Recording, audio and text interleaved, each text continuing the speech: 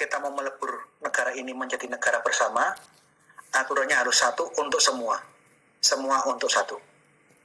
Kalau kalian tidak setuju 7 kata ini dihilangkan, silakan kalian merdekakan negaramu sendiri.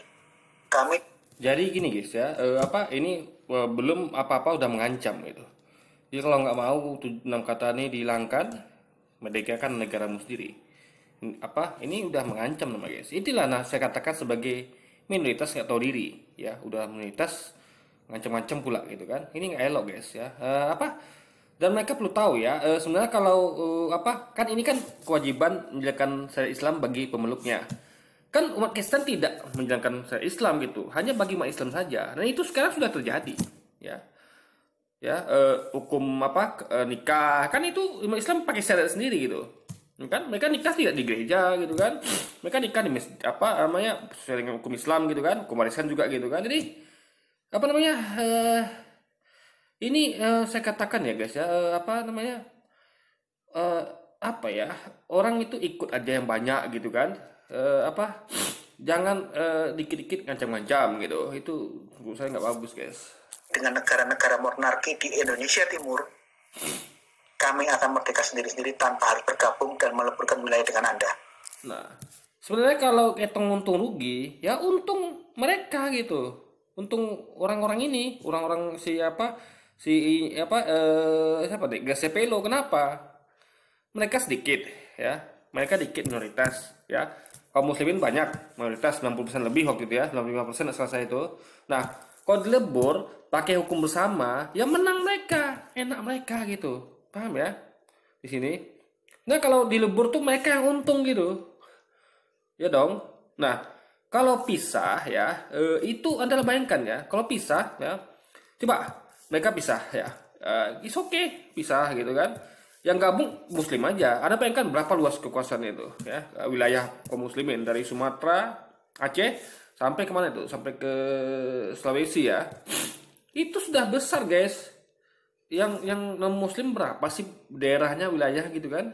Nah, ini kalau kita bukan menginginkan bersatu ya, tapi untuk hitung untung rugi gitu kan. Kalau mereka mengancam ya sudah gitu kan. Tapi saya waktu itu kita tidak seperti itu. Kita ngalah guys, itu hebatnya kita. Kaum muslimin waktu itu ya, Harta dan lainnya tuh mengalah gitu guys. Mengalah. Coba kurang hebat apa coba minoritas waktu itu, kaum muslimin pada waktu itu. Kita minoritas ya. Kita mengalah guys, luar biasa. Ya. Berapa kerajaan Islam waktu itu yang ada tuh, dari Samudra Pasai sampai ke kerajaan Ternate. Itu luar biasa guys, banyaknya. Dan kita ngalah gitu sama minoritas. Itu betapa tingginya akhlak kita guys. Dan coba lihat sekarang ya. Apakah mereka komitmen? Lihat Timur udah lepas itu. Coba, ada nggak satu wilayah yang kaum muslimin yang lepas? Nggak ada guys. Yang ada malah Timur gitu, melalui referendum gitu kan. Timur kan mayoritas Kristen gitu kan. Nah, jadi terbukti siapa sebenarnya pengkhianat itu guys ya. Pengkhianatnya mereka sendiri. Udahlah mengancam-ngancam gitu kan. Malah sekarang mereka melepas ke diri. Bahkan di Papua masih ada OPM guys, ingin merdeka. Jadi ya, kalau kita kali ini nggak tahu diuntung gitu guys. Silakan kalau mau terus. Kalau mau terus. Jadi saudara, Pancasila dari modelnya Piagam Jakarta sampai berubah menjadi Pancasila yang semacam ini, itu karena tuntutan dan ancaman bergininya orang Kristen dan orang Hindu. Tuh kan, tuntutan ancaman minoritas ya, udahlah di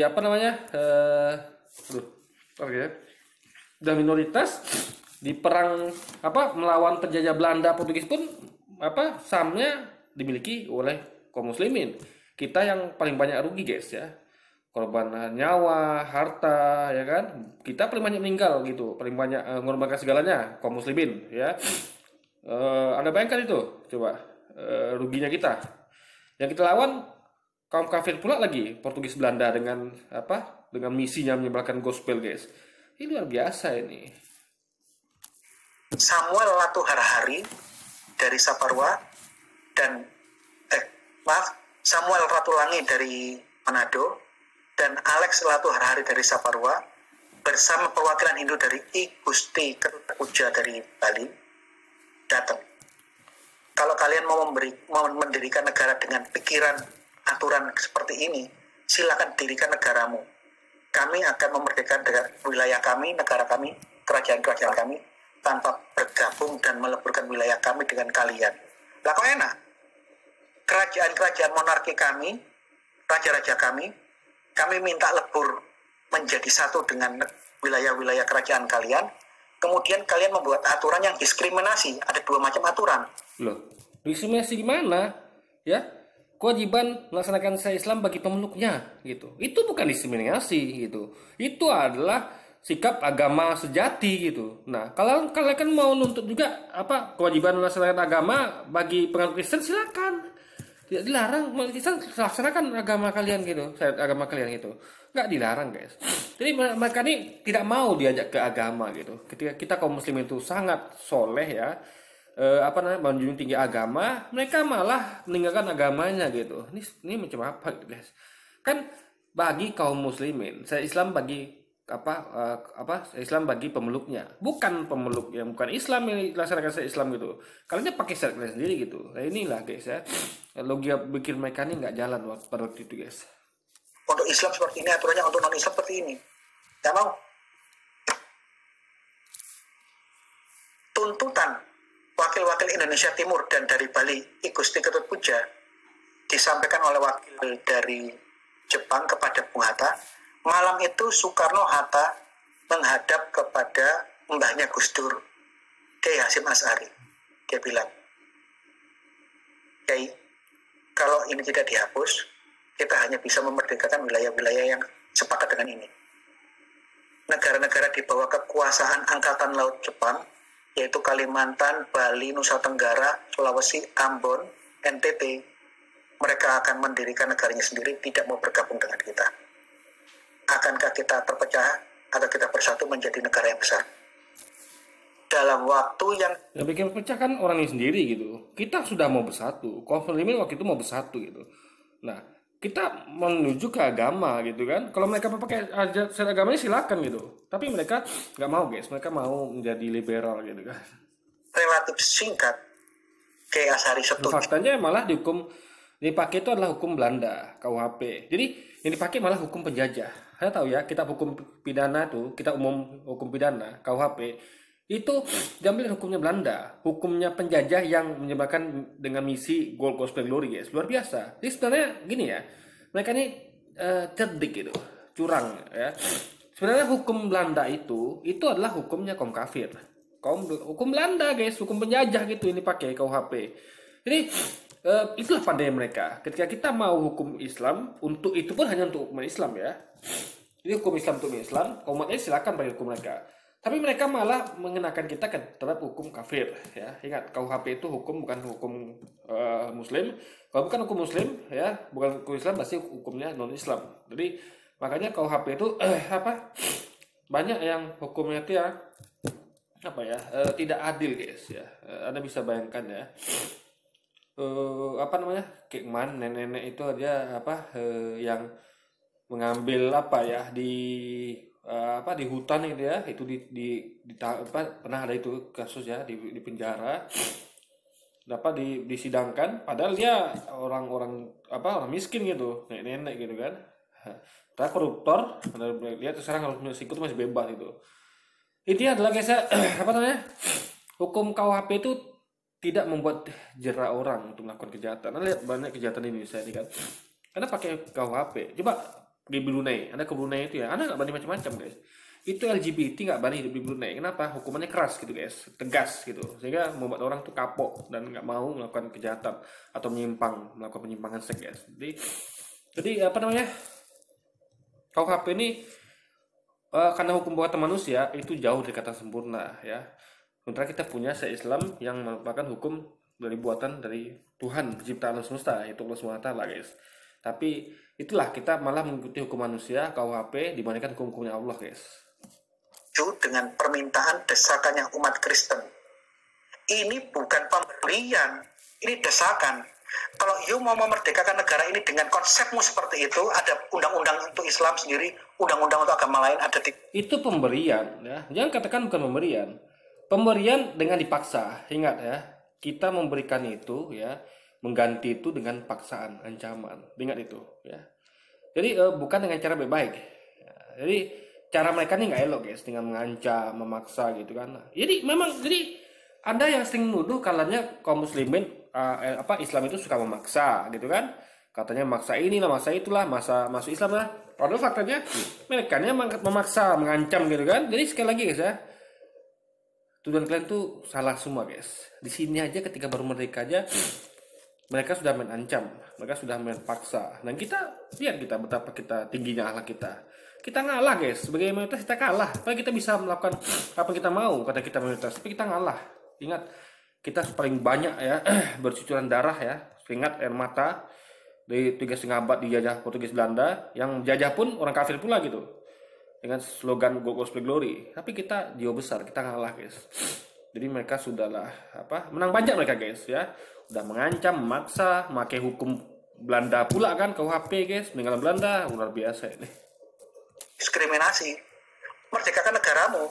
Gila apa? Kerajaan monarki di Bali meleburkan wilayahnya dengan kalian, dan kalian bisa memperlakukan kami menjadi warga negara kelas 2. Nggak bisa seperti lah. Siapa yang warga negara kelas 2? Kalau kewajiban, nah makanya mereka nggak ngerti guys. Kewajiban melaksanakan Islam bagi pemeluknya itu bagi umat Islam aja. Kalau kan tidak kena itu, ya. Jadi kalian tuh bukan mendirikan warga kelas 2 gitu, ya. Kalau warga kelas 2 adalah semua gini guys ya, dipakai suatu hukum, tapi mereka diringankan gitu, diberatkan gitu, itu baru kelas 2. Anda tahu ya, Islam tuh keras loh guys, keras gitu. Jadi misalnya gini, kalau mencuri misalnya 3 kali ketahuan potong tangan, berzina itu dicambuk 40 kali, berzina dengan kuda pasangan tuh dirajam sampai mati. Coba Anda bayangkan. Nah, itu kan untuk Islam. Nah, apa mereka mau dikenakan seperti itu? Kan tidak. Jadi ketika mereka dikenakan hukum lain, misalnya mereka dikenakan hukum kalau mereka berzina ya, yang harusnya mereka dirajam sampai mati kalau sudah berkeluarga, atau dicambuk 40 kali, atau dipotong tangannya kalau mencuri, mereka tidak kena itu hanya ditanggung oleh kaum muslimin. Mereka penjara badan. Kan enak guys malah, ya kan? Nah, aneh mereka ini guys, gitu loh. Jadi, intinya adalah ini bentuk dari ketidakpahaman mereka.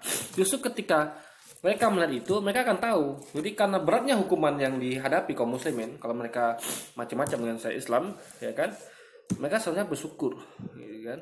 Kan kaum muslimin aja yang kena gitu, kita tidak kena gitu. Tapi mereka nggak pahami itu, malah memaksa hal umat Islam memakai hukum buatan manusia, yaitu KUHP guys. Itu. Oke, Mas Asari sadar, oke.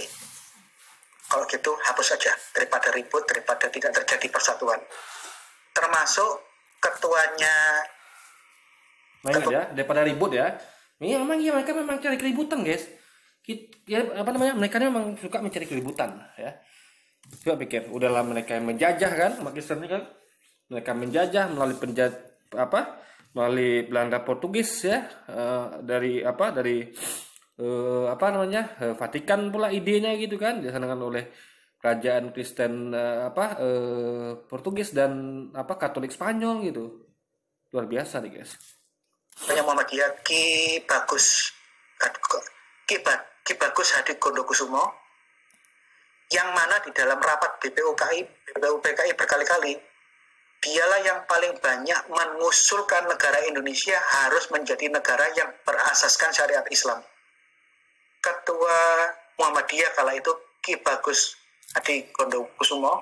Ingat, Islam itu hanya bagi pengikutnya ya. Ingat, bagi pengikutnya. Yang lain tidak gitu. Bagi yang lain tidak gitu kan. Hanya bagi pengikutnya. Bagi Islam bagi umat Islam aja gitu guys. 4 kali menyerukan negara kita, NKRI yang akan dibentuk nanti, harus menjadi negara Islam dengan penerapan syariat Islam. Ya. Malam itu rapat dalam waktu yang singkat. Oke.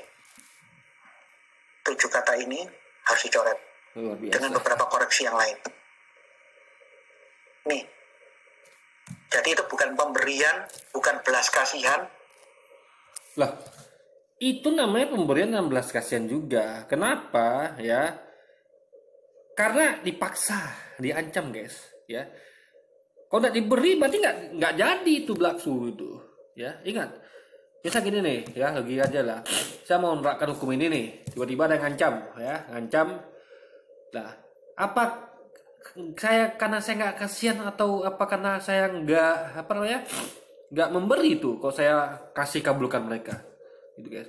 Memberi itu ya, saya kasih tahu ya guys ya, memberi itu ada dengan cara halus dengan kasar gitu. Ada memberi itu dengan langsung dikasih gitu kan. Ada yang memberi itu yang tanpa diminta gitu kan. Ada yang memberi itu dengan diminta dulu.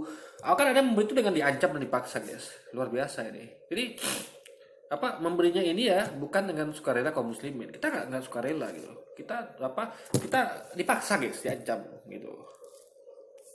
Bukan hadiah umat Islam kepada bangsa ini, bukan. Itu ya hadiah lah namanya, ya hadiah dengan, kalau nggak hadiah ya kita tidak tidak kasih gitu guys.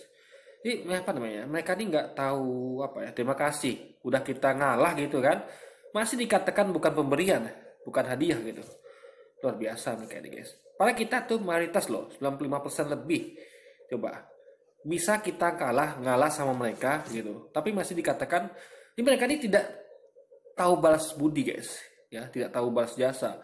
Kita sudah ngalah ya, karena mainkan ya 95% itu banyak loh guys. Anggap kayak di kelas lah, yang kita ambil skop kecil aja lah ya. Di kelas itu anggap ada 100 murid ya, 95 orang itu murid muslim, 95 orang ya. Kristen paling 2, Hindu Buddha berapa gitu kan. 95 orang murid di kelas ya, dari 100 orang ya, mau ngalah sama murid yang 5 orang gitu guys. Anda mainkan, luar biasa kan. 95 murid di kelas mau ngalah sama 5 orang murid. Setelah mereka 5 murid itu mengancam, oh gitu kita nggak gabung deh gitu, kata 5 orang murid ini gitu kan. Karena bandingkan adalah 90% ke 5% kan. Tapi apa kita lakukan? Kita ngalah dengan ancam mereka. Ya udah deh, kalau kalian mengancam, kalian memaksa, ya sudah kami kasih deh gitu. Karena kita yang ngajukan kan. Kalau mereka minta itu kita kasih gitu. Ketika ada orang minta dan kita kabulkan ya dikasih namanya. Itu pemberian gitu. Ini ada-ada aja kan CPLU ini kan. Tes itu tuntutan. Kalau tidak mau ya tidak masalah. Silakan kau merdekakan negara Jawamu. Silakan kau memerdekakan negara Maduramu. Kami punya negara sendiri. Kami punya wilayah sendiri, akan merdeka sendiri. Lah apa kamu kira hanya kamu toh yang berjuang menolak penjajahan? Hanya kamu saja yang bisa punya hak untuk memerdekakan dirimu. Kalau kamu nggak mau bergabung ya tidak masalah. Kita merdeka sendiri. Kita mau bergabung, justru mereka tidak mau bergabung. Mereka mengancam kan, ya. Kalau orang mengancam itu karena nggak mau gitu. Orang mengancam gitu. Kalau nggak ngancam kan tinggal gitu loh guys. Mayoritas itu yang pegang saham terbesar gitu, ya kan? Logikanya gitu, ya. Mayoritas itu harusnya tahu diri, tapi mereka tidak tahu diri guys. Ya mereka pakai mengancam dan memaksa pula gitu. Nih, jadi itu 17 Agustus malam itu detik-detik yang sangat kritis. Karena kalau tidak ada kesepakatan mereka menuruti desakannya orang Kristen dan orang Hindu, maka tidak akan pernah ada negara Republik NKRI. Sebelum 17 Agustus dan 18 Agustus tidak pernah ada yang namanya negara Republik Kesatuan Indonesia. Sekarang aja kita ya udah berpecah gitu ya. Timur udah lepas, Papua bergejolak dengan OPM-nya gitu. Ya, itu di Timur dan Papua itu apa agama mayoritas itu. Jadi dari awal mereka tuh sudah seperti itu guys, sudah main ancam gitu dari awal. Udah main ancam, memaksa ya. Gayanya itu nasionalis, gayanya itu ya apa-apalah gitu kan. Gayanya tuh yang apalah gitu, nasionalis. Tapi faktanya udah kelihatan guys, mana yang ikhlas bersatu, mana tidak tuh udah nampak gitu kan. Ya. Coba dari Aceh sampai apa, coba siapa yang lepas guys, siapa yang bergejolak gitu ya. Gamanya dulu udah tobat gitu, bukan apa-apa ya. Sebenarnya ya kita lihat ya sekarang aja lah gitu, siapa yang masih bergejolak gitu kan, siapa yang lepas itu. Jadi janganlah Anda tuh sok nasionalis, sok berjasa. Padahal Anda itu apa ya? Tadi itu judulnya berbasis nih. Kristen juga ikut perang musuh penjajah. Judulnya seperti itu. Kita lihat Islamnya nggak ada guys, nggak ada usaha penjajah perang gitu. Rupanya ini kejadian ketika apa mau merdeka gitu guys. Jadi ibaratnya gini loh guys ya. Kita yang berperang dia tinggal setengah abad itu berdarah melawan penjajah Kristen ya, dengan slogan yang menyebarkan misi, menyebarkan Injil ya, mencari kekayaan dan kekuasaan. Kita berdarah gitu kan melawan yang seagama mereka. Mereka sebenarnya susah juga mau berjuang guys. Kenapa? Mereka pasti dikasih tahu oleh misionaris ini, loh kita kan satu agama bro gitu kan. Kita disuruh paus ini, paus dari Vatikan menyuruh kita untuk menyebarkan misi gospel glory. Kamu soalnya jangan melawan kita gitu. Sebab salah mereka guys, dilema gitu. Luar biasa kan. Nah, makanya yang paling banyak berjuang tuh kaum muslimin. Ada 95% lebih kaum muslimin di Indonesia waktu itu. Dari berjuang di Sabang sampai jadi kita yang berjuang berdarah gitu kan, melawan orang-orang mereka. Mereka pula yang mau merancang kemerdekaan guys. Luar biasa gitu. Paham ya? Logikanya paham Anda ya? Kita yang paling berdarah ya 3,5 abad dijajah Belanda Portugis ya, termasuk Jepang. Mereka pula yang ikut-ikutan merancang kemerdekaan gitu. Padahal di sini tidak ada disebutkan perangnya di mana mereka ikut gitu kan. Ya. Semua adalah negara-negara monarki dengan raja-rajanya sendiri, dengan wilayah-wilayah yang berdaulatnya sendiri. Tidak ada negara gabungan. Makanya dibilang hari. Jadi kalau saya jujur pada waktu itu ya, kalau saya ada waktu itu ya, jujur ya, saya kalau diancam gitu kayak saya males guys. Kalau kalian kok gini ya, orang mau bergabung kalian mengancam. Kami kan saya Islam itu untuk kami sendiri bukan untuk kalian gitu. Kalian mau pakai istilah kalian silakan gitu. Kalau gini cara ada ngancam ya sudah gitu. Kita menang banyak guys. Kita bikin negara Islam dulu. Coba besar wilayah kita tuh dari Sumatera. Karena kita bukan mendirikan negara Islam awalnya, ya kita mau bersatu. Tapi mereka udah pakai ngancam-ngancam gitu, maksa-maksa gitu kan. Tapi dasar kita memang memang baik hati ya, kita memang akhlak tinggi ya, kita ngalah gitu guys. Merdeka, nusa dan bangsa, hari lahirnya bangsa Indonesia merdeka. Kenapa? Ya karena kita baru lahir detik itu. Setelah ada kesepakatan tentang Pancasila atas desakan orang-orang Kristen dan tokoh-tokoh Hindu, baru sepakat, maka baru lahir. Andai kata tidak ada kata sepakat, kita tidak pernah lahir. NKRI akan miskram, akan keguguran. Tidak ada negara NKRI seperti gambar yang. Ya sekarang aja NKRI sudah nggak ada timur-timur ya gitu guys. Timur-timur udah nggak ada.